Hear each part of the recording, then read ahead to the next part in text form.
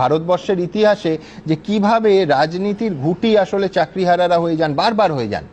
2018 মনে করুন ত্রিপুরার নির্বাচন ছিল, বিজেপি তার ভিশন ডকুমেন্ট একেবারে অফিসিয়ালি প্রকাশ করে একেবারে স্পষ্ট ভাষায় বলেছিল, the government will resolve the problem of 10,323 teachers keeping humanitarian considerations in mind. 2018 ত্রিপুরার বাম সরকারের পতন হলো, বিজেপির সরকার এলো, তারপর দেখা গেল শিক্ষকদের আন্দোলনে ত্রিপুরার সরকারের পুলিশ লাঠি চালাচ্ছে। আজ অবধি এই 2025-এর 7.5 বছর প্রায় কেটে গেল, একজনেরও চাকরি হয়নি।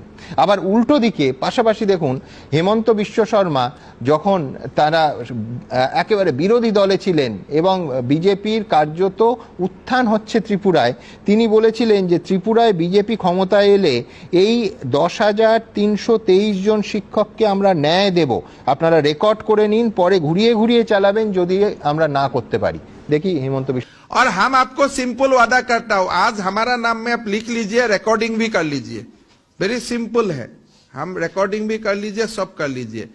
भारतीय जनता पार्टी का बीजेपी का सरकार त्रिपुरा में होगा, ये 10,323 टीचर को नौकरी भी मिलेगा, कानून में कोई हम लोग कानून का अमेंडमेंट करते हुए करेगा, और सर्व शिक्षा अभियान का टीचर RMS से टीचर को भी न्याय मिलेगा, और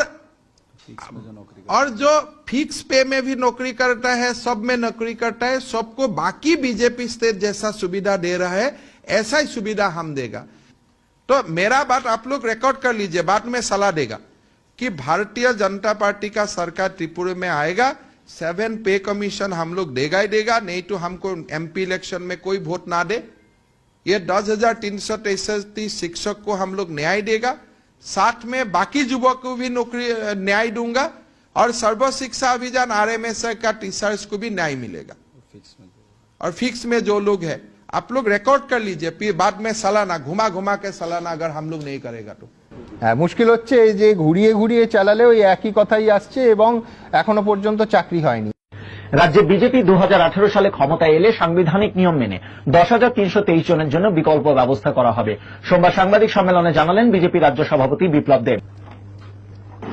ভারতীয় জনতা পার্টি প্রদেশ সরকার আসার সঙ্গে সঙ্গে এই 10,323 যারা চাকরি আছে তাদের জন্য আমরা অল্টারনেটিভ সাংবিধানিক নিয়ম মেনে, আমি বারবার সেটা বলছি, সাংবিধানিক নিয়ম মেনে তাদের জন্য অল্টারনেটিভ ব্যবস্থা করব আমরা।